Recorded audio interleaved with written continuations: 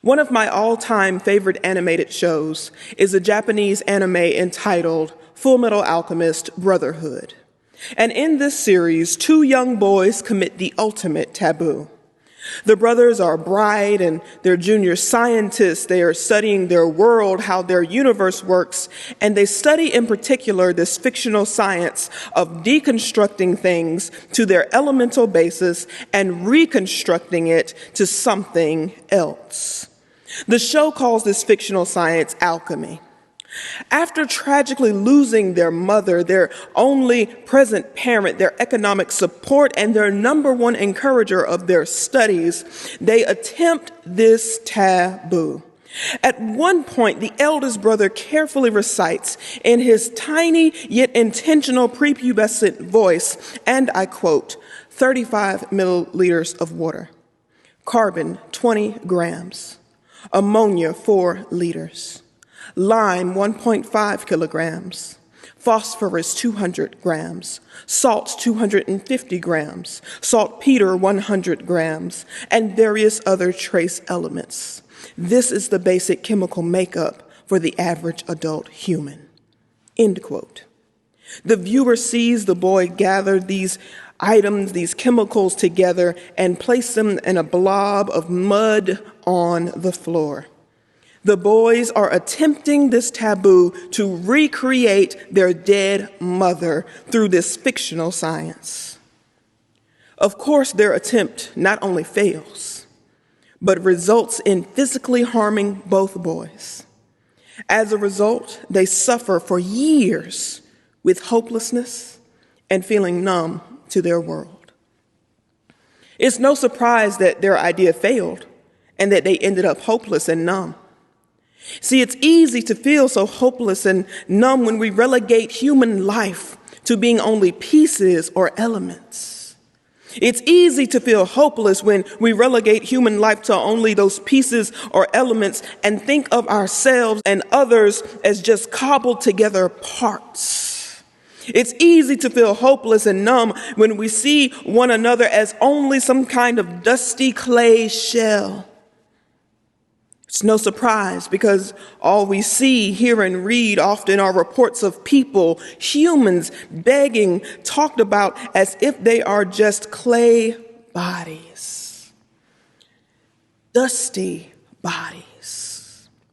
No, not dusty as in old or dirty, but dusty as in like dust. The fine particles that are microscopic and seemingly nothing but just a hobgoblin of individual particles of pollen and hair and dead skin cells, minerals, etc. Dusty clay bodies seen as no more than this hobgoblin of individual particles or features. Yes, when all we see is a list like these boys who had all the particles of a human, the end result would inevitably be hopelessness and numbness. Maybe you felt like that before. I know I have. In fact, just these past few weeks, I've struggled with hopelessness and numbness, worried that the world, this country, our state, and even our very city in which we exist would never improve. From reading my school assignments on this country's past oppression of indigenous and Black people with eerie similarities to today, to reading that some state officials believe systemic racism shouldn't be mentioned in schools, to hearing news and others refer to Charlotte's homeless population in Tent City as nuisances and eyesores, it was no surprise that I too felt hopeless that we would change or grow or improve. It was no surprise that I seemed to feel numb to another horrific story of a Black person killed by police violence. Maybe you've been there too. And while we may judge or even laugh at the fictional boys attempting to create their mother with just this laundry list of elements or particles of dust, as if that's all she was, you see that we are no different. We describe ourselves as mere dust or a hobgoblin of parts, We describe ourselves with our seen parts. We're tall, we're short, we're dark skinned, we're light skinned, we're white skinned, we're black skinned. We have curly hair or straight hair. We're thin, we're curvy, we're athletic, shapes for our bodies. We describe ourselves with elements of our careers or jobs cobbled together. We're a banker, we're an athlete, we're a lawyer, we're retired, we're a nurse. We describe ourselves with pieces of personality traits like funny and shy and stubborn and social and reserved. We often describe ourselves and others like a cobbled pieces of dust, fine particles that which we come from, but we often treat ourselves and others just as that, nothing but dust, just a collection and an assortment of random fine particles, as if that's all that makes us human. But today's text reminds us that while we come from some dusty clay or some version of that, figuratively, made of body material and descriptors and adjectives, we are also spiritual, brought to life from the very breath of God. Some theologians would refer to life-giving breath of God as the soul or spirit, who are beyond our dusty clay forms, beyond our easy-to-see labels, traits, and features. It was something beyond the material that was missing for those boys trying to recreate their mother's human body. They had all the pieces, the particles, the elements, and the parts, but lacked the spirit necessary that she might live again. In Ezekiel's version of the Valley of Dry Bones, it's the wind that breathes the breath of life into the bones and causes them to live again. It's the same Hebrew term in the text that's used when the author of Joshua in 1 Kings says that the dead are described as those without breath in their bodies. And the same term for the authors of Job and some of the Psalms, where the gift of life is described as having the breath of God in their bodies. In the synoptic gospels of Matthew, Mark, and Luke, Jesus' death is solidified with the phrase, "He breathed his last breath." And in John's account, it is Jesus who breathes on the disciples to imbue them with the Holy Spirit. The same Spirit, we believe, lives as a part of each and every one of us. Thus, it's clear, I would argue, that while we're, yes, made of some sort of dusty clay material or material things, we're also made of the breath of God, or the spiritual, something beyond what can be seen or even imagined, something deeper than a personality quiz result, something beyond our physical features. Being alive today is something more than just the material. We know that cobbling together those fine particles or dusty bits don't equate or represent the fullness of our lives, but it also takes the breath of God that keeps us among the living. So the question arises, shouldn't we just ignore the dust? Shouldn't we just put aside the labels? Shouldn't we just not focus on the material parts, the descriptors, the bodily parts, the adjectives about ourselves? Shouldn't we just disregard the dust? The short answer, I believe, is no. And I'll tell you why. First, disregarding our dusty clay bodies is disregarding the Creator's handiwork. Instead of ignoring or disregarding our dusty and clay bodies, what if we embrace them as part of the image of God? Many of you, like me, were told and taught that the image of God means that we have the essence of God, the personality of God, the mind of God, and that it has nothing to do with our physical bodies. So our image of God shifts to some shapeless spirit or being, and we use that as the reason why we don't see skin color or see gender or capabilities, and we think that's what makes us a good person or even a good Christian, to see one another as shapeless and colorless and genderless, all the same. But somehow that's supposed to reflect the image of God. Is that what it means to be the image of God, shapeless and genderless and a blob of no identifying features? Nothing physical, but just some spiritual nothingness? Separating that physical is how we think of God and ourselves. Separating the flesh and the spirit, we think that somehow is the image of God, but that's a very Western view. Ancient Hebrews did not distinguish between the body and the soul, or the spirit and the flesh. People didn't have a soul. They weren't bodies with a soul or a spirit. People were souls. Holistic, your mind and your body. God created your whole being, not just your capacity to think and feel, or having a favorite color, or feeling joy and pain. God also created our hair and our legs and our skin. How different would we view our bodies if every time we looked in the mirror, we believed we were looking at the image of God? How different would we view the bodies of others if we looked at them as the image of God? Instead, we like to see bodies as disruptions. Disruptions because they're too different from the images in the media, too different from the ideal. We're too fat or too skinny, too young, too old, too dark, too light, too hairy, too smooth, too feminine, too masculine. So we see our bodies as disruptions. And with the number of our children in particular being bullied for their body and their body image, I would argue, no, we cannot disregard our dusty clay bodies. And instead, I argue that we ought to start seeing our dusty clay bodies as the image of God too. Or are we so stuck on the image of God being spiritual only that neglecting our bodies is okay?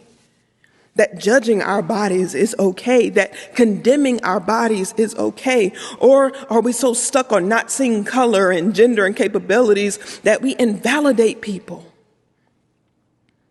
That leads to my second reason why we cannot disregard our dusty clay bodies in favor of a spiritual only focus.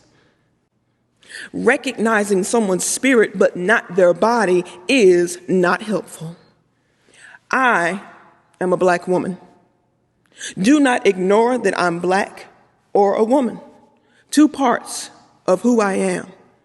But recognize that I am still created in the image of God, not despite of it, but because of it. No, recognize my dusty clay body as created in the image of God as a black woman. It's those parts that should put fire under your feet to ensure that you're treating me fairly, equitably, and justly. Look, when you look at me, you have to see me to help me. I think of persons who may use a wheelchair.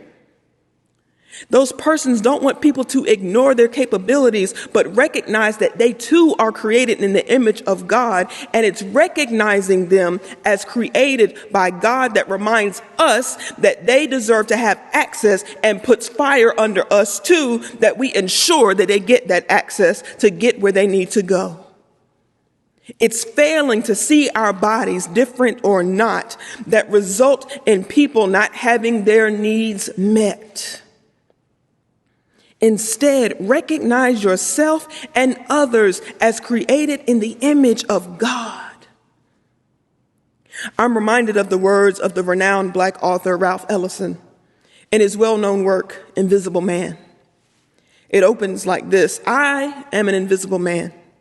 No, I am not a spook like those who haunted Edgar Allan Poe, nor am I one of your Hollywood movie ectoplasms. I am a man of substance, of flesh and bone, fiber and liquids, and I might even be said to possess a mind. I am invisible, understand, simply because people refuse to see me. Refusing to see blackness disregards racism. Refusing to see impoverished bodies disregards the wealth gap. Refusing to see someone who needs a wheelchair or accessibility device refuses and disregards the need for accessible places in our world. People are whoever they are, and that means they are created in the image of God. We're not going to ignore who you are and how unique your body is to instead favor uplifting your spiritual being only. But it's our responsibility to recognize you and one another as created in the image of God. Recognize that when we look at our bodies that we're created in the image of God. Recognize that when we look at other bodies that they too are created in the image of God. And recognize that changes to that body don't erase the breath of God in us. Which leads to my final thought and circles back to the title of this message. We cannot ignore our dusty clay bodies. We must embrace both our bodies and our breath or spirit. And this Lenten season in particular, this Black History Month, we should ask ourselves, can this dust breathe? Not in relation to our own dusty bodies, can our own bodies breathe, but ask that question about the bodies of our neighbors. Can your neighbor's body breathe? Can they safely take in life-giving spirit of God? Can they cleanse themselves of harm and toxicity? Ignoring dusty clay bodies means that you can't see if you're inhibiting someone else's breathing, which can be as simple as not wearing a mask or social distancing and possibly exposing someone to COVID-19, where they literally struggle to breathe, or figuratively, where you use their bodies, their dusty clay bodies, as an excuse or justification for their abuse. Or maybe it's a little bit of a mix of both, when environmental racism leads Black bodies to suffer with air pollution, for example, at a rate of 1.5 times more than white bodies, according to the EPA. Because their Black bodies are seen as expendable, I'm asking you today, can your neighbor breathe? For you, breathing or embracing the spiritual may be as easy as your physical breathing, something you usually don't even have to think about. However, for many people, breathing, embracing the spirit, must be just as intentional as breathing while meditating or while hyperventilating or when suffering from a medical condition. Breathing becomes more than just what bodies do normally, but breathing becomes an intentional act of resistance, resisting death that the body might live. When others ignore your body or deem it less than, for some of us, especially those of us who are Black or indigenous or gender nonconforming bodies, it's outright exhausting trying to breathe. Let's not forget that it was begging to breathe that were the last words of both Eric Garner and George Floyd. Black bodies simply trying to survive, trying to live, trying to resist death. It is exhausting when racism and homophobia and transphobia and fatphobia and any other oppression tell you repeatedly that your body, your dusty body, is wrong, while others who have never struggled to breathe or even stay alive a day in their lives judge those dusty bodies as not worth breathing. So I ask again, not can you in your dusty body breathe, but ask, can your neighbor breathe? And if not, what are you going to do about it? Amen.